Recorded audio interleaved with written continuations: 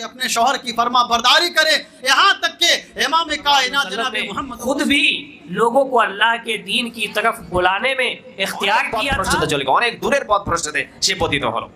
অতএব শিরক থেকে আল্লাহ রাব্বুল একেবারে আলামিন উম্মি, একেবারে এতিম হয়ে যাচ্ছেন, দুর্রে এতিম, যার পৃথিবীর বুকে পিতা মাতা ভাই বোন কেউ থাকছে না।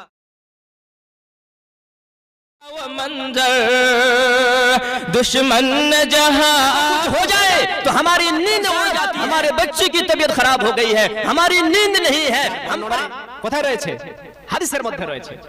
तो जिंदा दफन करने को हराम करार दिया है, रोकने को हराम करार दिया है। दूसरे का आदमी मान ले और खुद ना दे করেছেন, ইবাদতের উপকরণ দিয়েছেন। এই বোধ, এই চেতনা প্রত্যেকটা মানব মনের শৈশব থেকে নিয়ে একদম বার্ধক্য পর্যন্ত দিকগুলো রয়েছে এবং তার যে কঠিন এবং মারাত্মক পরিণামগুলো রয়েছে সেগুলো আমরা শুনবো।